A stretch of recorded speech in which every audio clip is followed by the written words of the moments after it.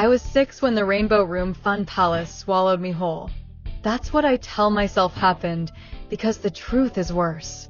The truth is I walked right in. Mom dropped me off for Tracy Miller's birthday party.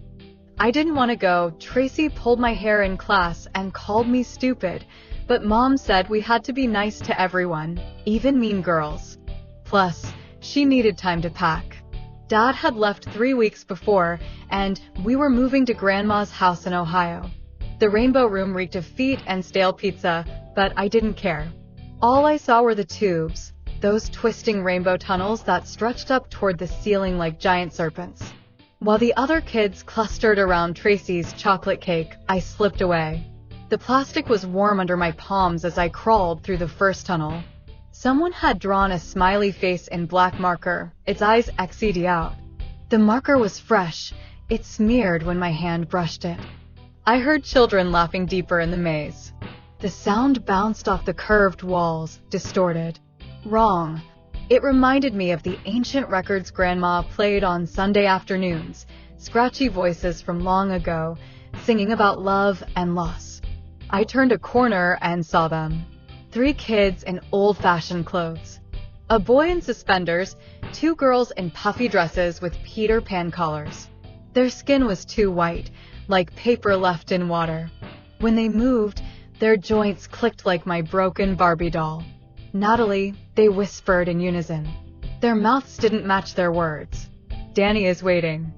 I scrambled backward, but the tunnel had changed. Where there had been a straight shot back to the party room, now there was a fork. Both paths led to ball pits that seemed deeper than before, darker. The plastic walls pulsed like something alive. That's when I saw the other girl.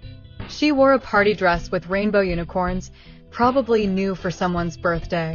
Her eyes were wide with terror. "Help," she mouthed. The old children surrounded her. They linked hands and began to sing. "Ring around the rosy," "Pocket full of posies," "Danny, Danny, we all fall down." The girl screamed. The sound cut off like someone had pressed mute. When the circle broke, she was gone. Just gone.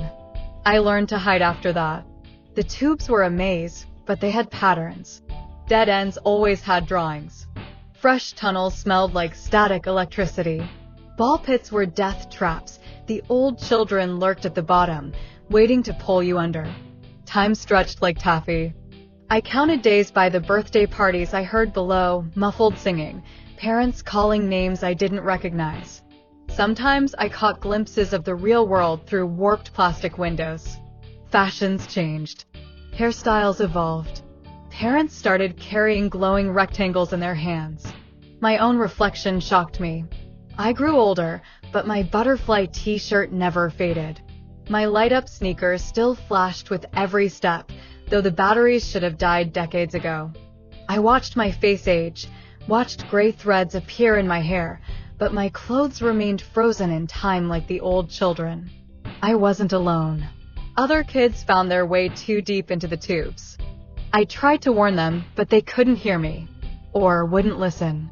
The old children always found them, singing their twisted nursery rhymes. The lucky ones disappeared fast. The others changed. Danny's voice grew stronger every year. He lived in the heart of the maze, in a place where the tubes turned black. I never saw him, but I heard him calling. He knew my name.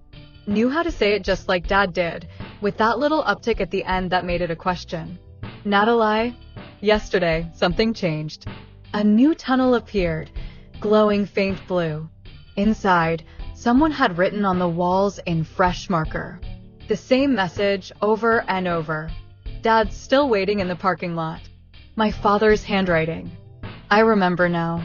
The day I got lost, Dad hadn't really left us.